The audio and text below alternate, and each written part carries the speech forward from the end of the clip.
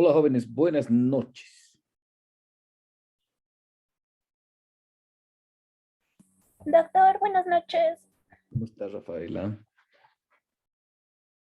Doctor, buenas noches. Ariel, buenas noches. Hola Darwin, buenas noches. ¿Cómo les ha caído la noticia de nuestro Doctor, retorno buenas noches. a aulas? Mejor, doctor, así vamos a poder asimilar un poco más la información. A veces, mediante la vía virtual, por la cuestión del internet, es un poco complicado. A veces sí. De que va a ser un tanto complicado, pues sí va a ser. De seguro que también les ha generado un tanto zona de confort a muchos el estar o el pasar clases de forma virtual, pero es lo que tenemos, ¿no? Ahora nos toca hacerlo de forma presencial.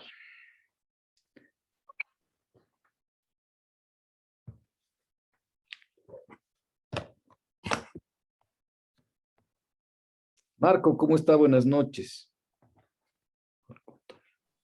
Buenas noches, doctor. Un gusto saludarle en este viernes.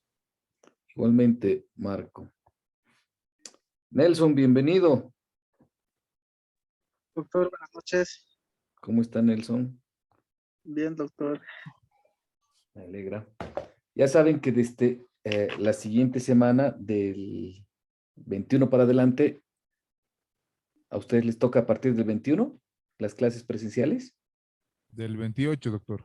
Ah, del 28. Bueno, tienen todavía 2 o 3 semanas más de, 2 semanas más de clases virtuales. Bien, empecemos con nuestro tema.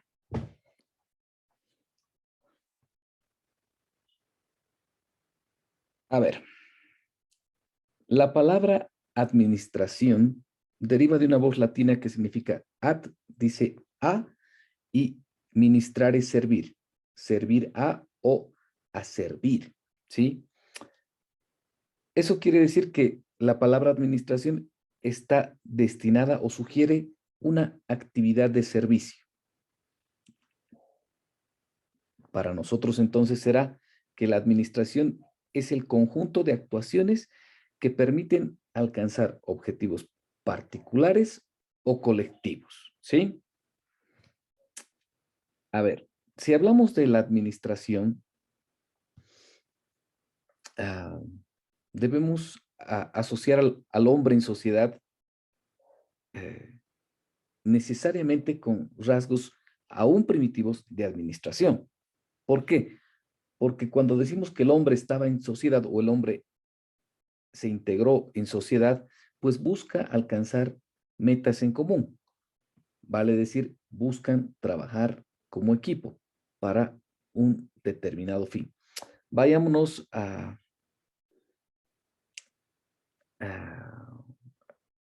a los grupos nómadas.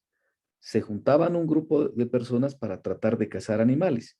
Entonces, desde ese tiempo estamos hablando de sistemas primitivos de administración de grupos colectivos para lograr un determinado fin, un fin colectivo, cazar un determinado animal. ¿Para qué? Para poder satisfacer una necesidad, ¿sí? Ah, si avanzamos un poco en el tiempo, pues el pensamiento administrativo también se refleja desde tiempos bíblicos. Pues si hablamos del arca de Noé, por ejemplo, hemos tenido que administrar un determinado tiempo para que se pueda realizar o para que puedan hacer lo que la Biblia nos dice que hubiese pasado. Si nos vamos al imperio incaico, la expansión que ha tenido el imperio incaico, pues también lo ha realizado a partir de principios administrativos. Necesariamente tenía que organizar a la gente para poder lograr esa expansión del imperio incaico. Entonces podemos ver que eh, el término administración ha venido desarrollándose a lo largo del tiempo. ¿Qué me pueden decir respecto a este punto?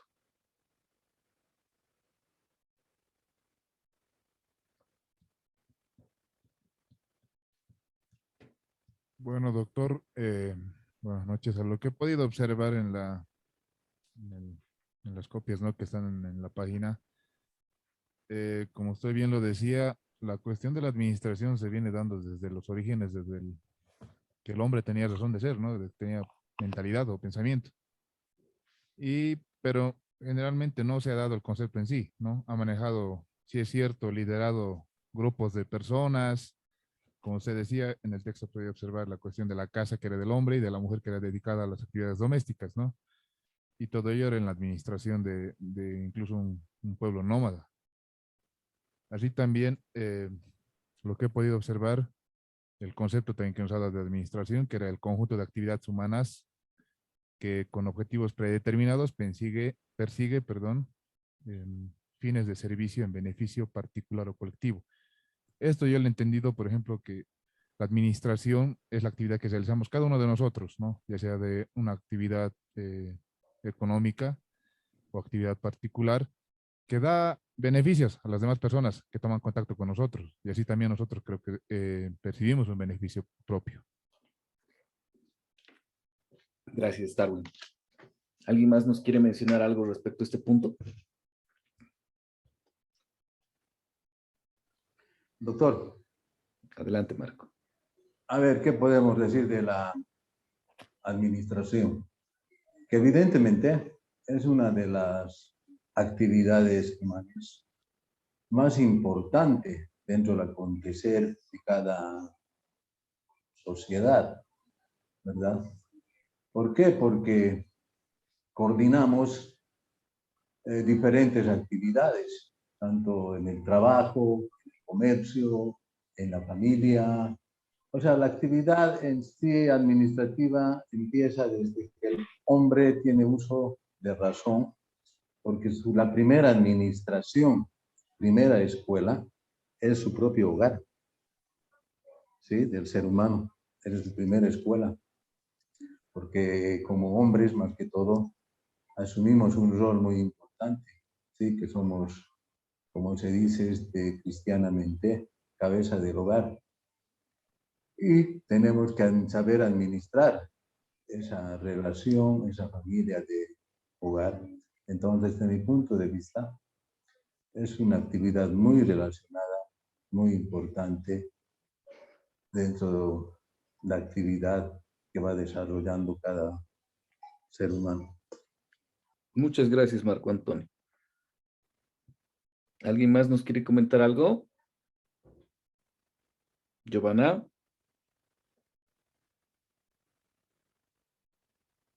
Rafaela, Mariluz, Nelson. Doctor, mil disculpas, no podía desbloquear mi celular. Referencia a lo que estaba hablando de la pregunta es, ¿qué opinamos sobre la administración de una empresa, doctor? No, entré un poquito medio tarde. Giovanna, Si me puede volver a reiterar la pregunta, por favor, yo lo voy a responder. solamente estamos hablando de la administración de forma general. Habíamos mencionado, Ya. como sus compañeros estaban mencionando, hemos visto la administración de recursos o de personas desde que el hombre entra en sociedad. Habíamos dicho que, por ejemplo, el hombre primitivo, desde que necesita cazar algún tipo de animales, pues se organiza. Y parte de la administración es organizarse. ¿Qué nos puede decir sobre el término administración? Bueno, la parte, si hablamos, digamos, con temor a equivocarme a la administración de una empresa, podemos mencionar de que, bueno, primero tiene que tener la capacidad, la profesión y, bueno, basarse al, ¿cómo le diría? Ay, a la parte, digamos, el control, tanto en las áreas pertinentes que corresponden en una empresa, especialmente que es la parte de recursos humanos, eh, finanzas o contabilidad se puede mencionar, asesoría legal y secretaría, que es la parte más importante, ¿no? Que esas 4 áreas porque esas 4 áreas como tal van a ayudar a un administrador, que es un gerente o supervisor. Bien. Después, las otras áreas van a ser pertinentemente a la continuación, digamos, de lo que se va de acuerdo a la empresa, qué tipo de empresa es lo que se está abriendo. Puede ser una empresa minera, puede ser una empresa constructora, dependiendo, doctor. Bueno, a eso yo me puedo, digamos, aportar como un conocimiento, con temor a equivocarme al tema que estaba mencionando. Gracias, Giovanna. Bien, entonces hemos podido ver de que el término administración nos persigue desde que nacemos y termina con nuestro deceso, porque a lo largo de toda nuestra vida, pues, realizamos distintas actividades que están enfocadas a la administración de nuestro tiempo, la administración de recursos, ah, la administración de actividades que vayamos a desarrollar, todo a lo largo de nuestra vida. ¿Con qué fin? Pues con el fin de administrar los recursos humanos, materiales, financieros que tenemos, por ejemplo, en nuestros hogares. Vamos a poder administrar, si hablamos de los recursos humanos, vamos a establecer parámetros o reglas de juego respecto a las personas que integramos ese hogar. Los recursos materiales, vamos a utilizar cuánto vamos a utilizar, qué tiempo lo vamos a hacer, y los recursos financieros, que son los más importantes, pues como lo decía Marco Antonio, son de vital importancia para poder alcanzar las metas y los proyectos que se hubiese trazado ese núcleo familiar. Entonces vemos que la administración también la tenemos no solo dentro de la sociedad humana. Podemos ver que los animalitos organizados también tienen un sistema de administración, como las hormigas, las abejas, los osos, las manadas. Claro, son administraciones no conscientes, tal vez instintivas, pero tienen un sistema primitivo de administración. ¿Sí? Ahora bien, si pedimos definir derecho administrativo, cuando escuchamos el término derecho bancario, derecho minero, siempre cuando nos piden definir con la palabra derecho por delante, pues es sencillo, debemos decir que es el conjunto de normas jurídicas, eso por la primera palabra, y vendrá seguido el complemento, que en este caso es el derecho administrativo. Entonces, el derecho administrativo es el conjunto de normas jurídicas de derecho público, 1, 2, interno, porque está al interior del Estado, que va a regular la actividad administrativa de los poderes públicos en estricta aplicación de un procedimiento administrativo. ¿Sí? De lo que acabo de mencionar, ¿alguien tiene algún aporte, duda? ¿Quiere hacer algún comentario? Doctor, tal vez pueda reiterar de nuevo si nos referimos a derecho administrativo, derecho minero, como usted dice, menciona derecho bancario. En su totalidad, podemos mencionar entonces que cuando estamos mencionando el derecho por delante, como menciona, estamos hablando de todo lo que es reglamentos, se puede decir, tal vez legalidades, formas de legalidades, legalización. Leyes, reglamentos, decretos, el conjunto de todas las normas que están encargadas de regular esa área del derecho al que estamos haciendo mención, Giovanna. ¿Sí? Por ejemplo, Muchas gracias, doctor. con todo gusto, Giovanna. Por ejemplo, el derecho administrativo habíamos dicho que es el conjunto de normas jurídicas que va a regular el derecho público interno. ¿De qué? De un Estado. ¿sí? ¿Y qué es lo que va a regular? La actividad administrativa de los órganos del poder público.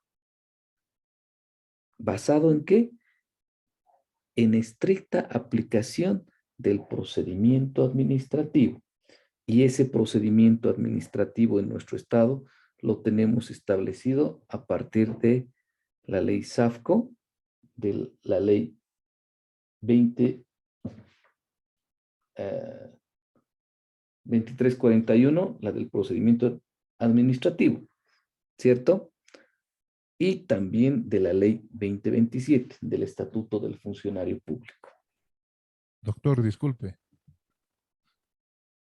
Adelante, ¿Me mande. escucha? Sí, fuerte, claro. Doctor, una consultita en cuestión de referencia en la parte que dice que regula la actividad administrativa de los órganos del poder público. En sí, entonces, el derecho administrativo ¿no regularía la cuestión de las administraciones de entidades privadas? No, para nada. Las entidades privadas sí se pueden regir por,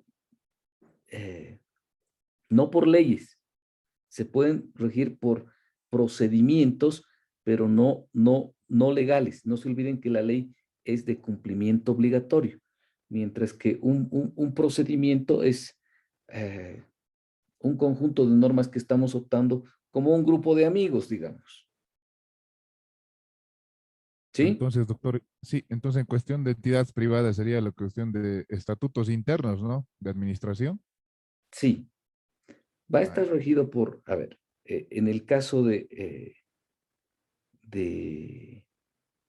entidades privadas, se va a regir la administración de esa actividad privada, se va a regir seguramente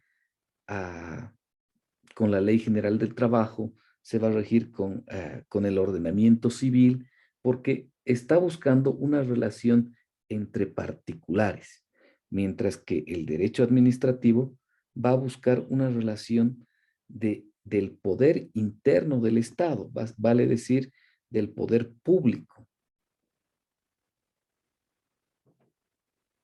¿Sí he Claro, sido doctor, claro? muchas gracias. Con Sí, todo, doctor, gracias. con todo gusto, David. Bien. ¿En qué estábamos? En que estábamos dando nuestra La definición. definición de derecho administrativo. ¿Sí? Bien.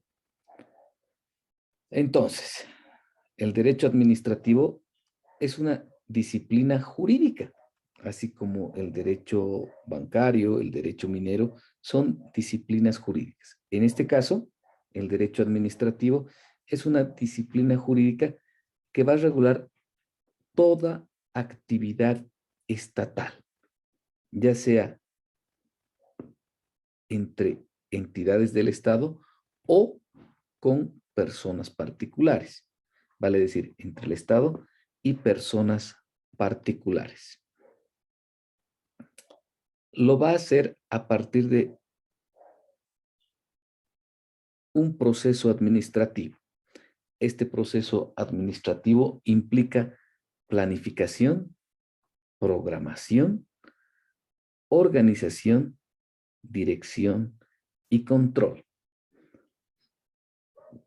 Si bien el término control lo ponen de último siempre, es un proceso que se lo lleva antes, durante y después de esa planificación, programación, organización y dirección. ¿Sí? Porque dentro del Estado, antes de realizar una planificación, hay instancias que se van a dedicar a hacer ese control.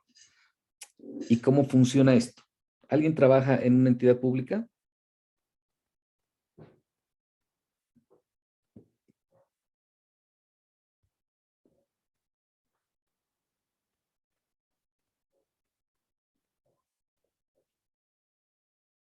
¿Nadie? Doctor, yo trabajo dentro de la policía, que es una función pública igual, ¿no? Entidad pública. Perfecto, David. Al igual que Nelson, trabaja dentro de la policía. Marco Antonio creo que también trabaja dentro de una entidad del Estado, ¿correcto? De las Fuerzas Armadas. Sí, señor. Todas esas son entidades públicas. Ahora bien, estas entidades públicas realizan una planificación, ¿sí? Esa planificación la deben realizar las distintas unidades organizacionales que tiene la institución o la instancia pública a la que nos estamos refiriendo. Para ese efecto, pues, el área de planificación manda a las unidades y que empiecen a realizar la programación de su POA del año siguiente. Eso se empieza a hacer en agosto más o menos. Sí, en agosto más o menos. Y realiza un control y les pide luego, mándenme, ¿qué han hecho? Después de hacer la planificación, hace la programación, la organización y finalmente llega a la dirección. Pero todas esas etapas tienen un proceso de control. ¿Por qué? Porque si no las haces dentro de los tiempos previstos, van a tener como consecuencia una sanción disciplinaria. Vamos a incurrir en una falta disciplinaria. Pero bien, me van a decir, pero nosotros en muchas instancias no lo hacemos. Sí, puede ser que haya áreas en las que puedan ser más operativas que no necesariamente están o realizan ese tipo de actividades, pero dentro de esas mismas áreas operativas se debe realizar o alguien debe realizar esa planificación, programación, organización, para que cuando haya sido aprobado ese programa, pues tenga una dirección en cualquier unidad a la que pertenezcan el grupo de trabajo que estemos haciendo referencia, pues alguien va a dirigir, a eso se refiere la dirección, alguien va a dirigir y alguien va a dar las instrucciones para que se ejecuten lo planificado, lo programado y lo organizado. Bien. Hasta ahí, ¿estamos bien? Doctor, una consulta. Generalmente, ¿quién realiza la planificación en las entidades públicas? Las realizan encargados de todas las unidades. A ver, imaginemos que todos nosotros trabajamos en una determinada área. Estamos estudiando derecho, ¿sí? Hemos salido abogados y todos hemos entrado a trabajar al departamento jurídico, ¿sí? De una institución pública. Planificación y el área de planificación, la dirección de planificación, la unidad de planificación, dependiendo cuán grande sea la entidad o la institución a la que pertenecemos, nos va a mandar un instructivo para que realicemos esa planificación. No lo vamos a hacer todos, no nos vamos a sentar todos y empecemos a planificar. Se va a designar a una o dos personas para que realice una planificación para la siguiente gestión. ¿Sí? Entonces, de todos nosotros realizarán la planificación 1 o 2. ¿Sí? Mariluz. Y para que sea, digamos, conforme a la ley, ¿quién lo aprueba, digamos? Para que recién se programe y se direccione y se controle. ¿Quién aprueba nuestra planificación? Sí, algo así, o el objetivo. A ver. Cuando realizamos una planificación, debemos realizar una descripción de todas las actividades que programemos realizar en la siguiente gestión, que van a ser similares seguramente a la que estamos realizando en esta gestión, ¿sí? Las que vamos a hacer el año siguiente van a ser similares, con algunas variaciones, con algunas mejoras. Eso es lo que se quiere o eso es lo que se prevé hacer. Ahora bien, como le había dicho, el área de planificación es quien te va a dar unas matrices para que en base a esas matrices puedas realizar la planificación de la gestión siguiente.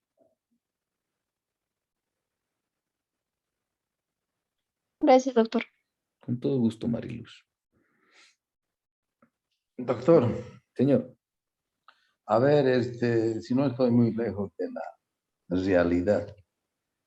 La planificación, yo creo que es lo más importante dentro de una institución pública, ¿verdad?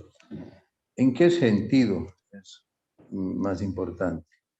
Porque la ley SAPCO, la 1178, si no me equivoco, la ley SAPCO, estoy recordando de muchos años, ahí da los parámetros, los lineamientos para presentar lo que es el POA, el Plan Operativo Anual, que toda institución pública debe presentar para desarrollar sus actividades. Bien funciona eso dentro de la estructura orgánica de las entidades públicas, ¿sí? Hay jerarquía. Entonces, ¿qué sucede? Lo que preguntaba mi compañera Mari, ¿no? El director o el gerente, ¿sí? Pide a todas las secciones, direcciones, divisiones, todo aquello que presenten su planificación, requerimiento, bajo una organización, todo aquello, para que pueda presentar la institución pública indicada su plan operativo anual. Y en función a eso, también está la parte de administración de recursos para que esa institución pueda tener los desembolsos respectivos si evidentemente es aprobado su plan operativo anual. Si no estoy muy lejos de la realidad, doctor. correcto, Marco Antonio. Ha sido muy acertada su participación. Eso es lo que evidentemente se hace. En la teoría es la MAE, la máxima autoridad ejecutiva de la instancia, quien debería dar la instrucción, como dijo. Eso dice la norma. En la realidad es la dirección o el departamento o la unidad de planificación la que se encarga de dar esas instrucciones en representación de nuestra MAE o en representación de la máxima instancia. O de repente ellos son los quienes redactan el instructivo y lo firma nuestra MAE. Así de sencillo va. Y sí, es efectivamente para realizar el plan operativo anual. Ahora bien,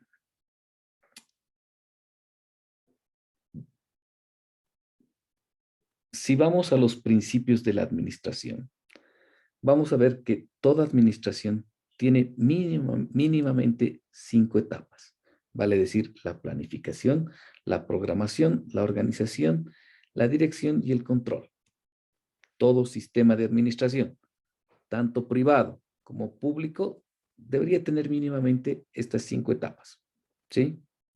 Ahora bien, dentro del derecho administrativo, como hace rato nos mencionaba David o preguntaba David, pues necesariamente se va a basar o va a estar condicionado a la ley SAFCO, a la ley 2027 y a la ley 2341. En el caso de particulares, esa planificación, programación, organización, dirección y control va a estar sujeto a estatutos o internos, privados, particulares, que no tienen un carácter coercitivo, ¿sí? Bien, vayamos a ver cada uno de estos puntos. ¿A qué estará enfocado la planificación? ¿Qué me pueden decir?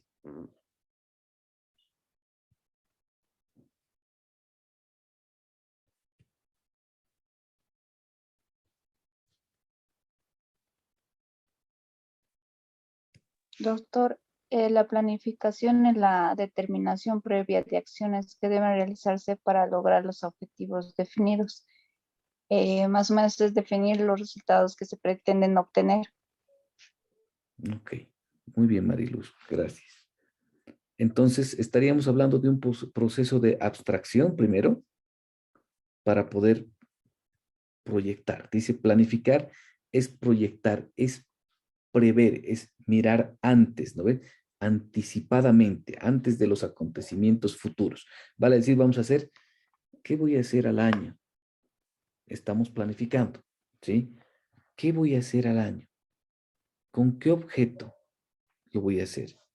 Entonces, voy a trazarme un objeto. Imaginemos que nosotros trazamos un objeto.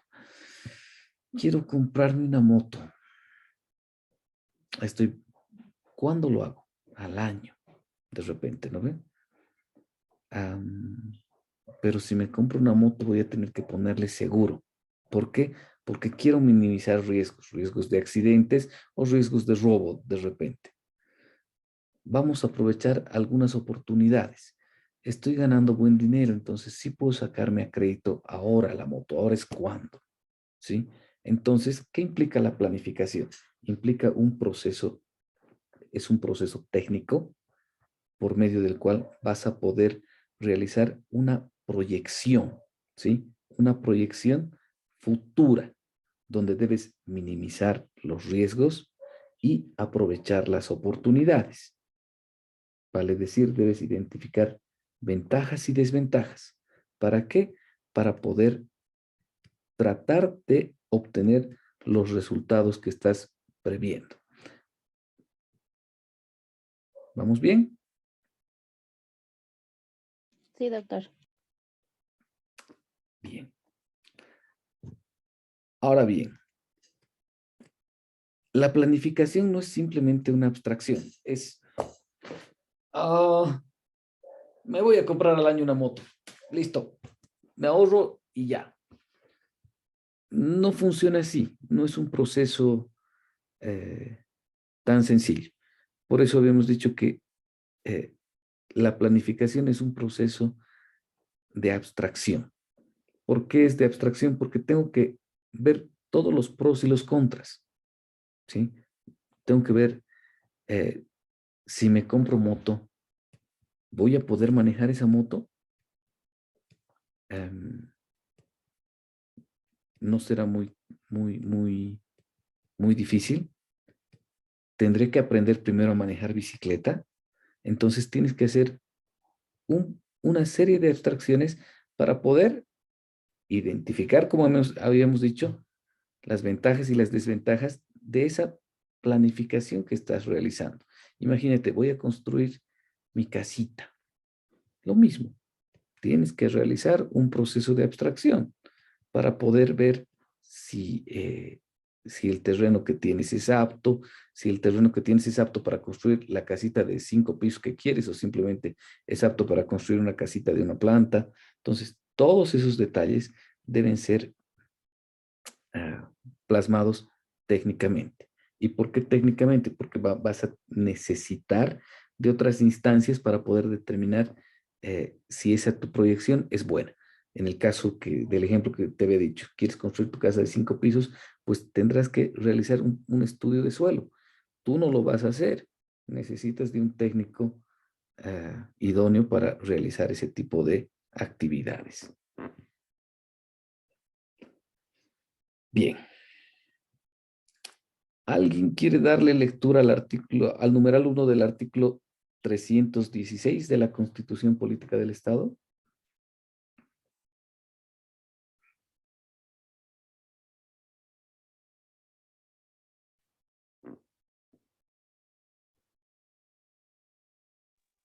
¿316, doctor? Sí, señor, numeral 1. Bueno, artículo 316, funciones del Estado de la Economía. Número 1. Conducir el proceso de planificación económica y social con participación y consulta ciudadana. La ley establecerá un sistema de planificación integral estatal que incorporará a todas las entidades territoriales. Muchas gracias. El numeral 1 de ese artículo nos dice que todas las entidades territoriales tienen que realizar una planificación. ¿Y qué entendemos por entidades territoriales?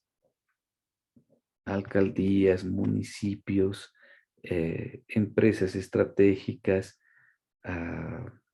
instituciones como la policía, las Fuerzas Armadas, o nuestras empresas estratégicas.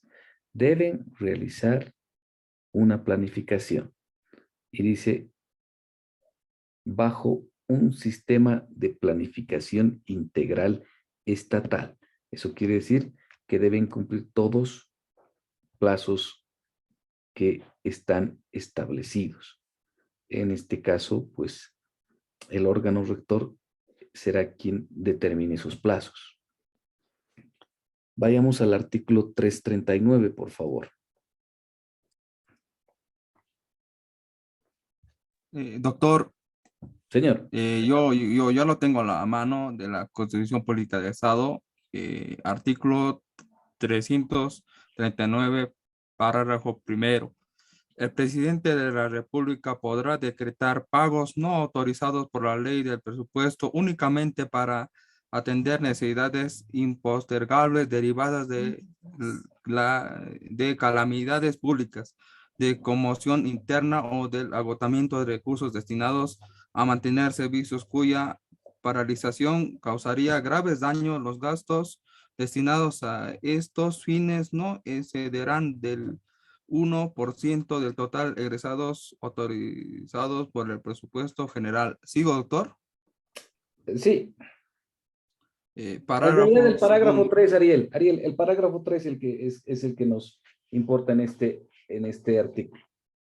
Parágrafo tercero. Los ingresos del Estado se invertirán conforme con el Plan General de Desarrollo Económico y Social del país y el presupuesto general del Estado y con la ley. Bien. Este artículo, o el parágrafo 3 de este artículo, nos dice que los ingresos del Estado se van a invertir conforme el Plan General del Desarrollo Económico que tiene el Estado. Ese Plan General de Desarrollo Económico está reflejado en nuestro presupuesto general del Estado. Cada año se aprueba el presupuesto general del Estado para la ejecución en la gestión que corresponde. Pero ¿cómo ejecutamos o cómo sabemos cuánto vamos a invertir en carreteras, en saneamiento básico, en vivienda social, en empresas estratégicas? ¿Cómo sabemos hacer? ¿Cómo el Estado sabe? Pues gracias a todas las entidades territoriales que tiene el Estado. Gracias a las gobernaciones, municipios y a instituciones o empresas estratégicas que pueda tener. ¿Cómo lo hace? A través de los POAs que han elaborado todas estas instancias. Estos POAs van a reflejar actividades, programas, proyectos que se pretenden ejecutar en la siguiente gestión. Por ejemplo, obras públicas. El Ministerio de Obras Públicas programará realizar carreteras, digamos. Y vamos a hacer la doble vía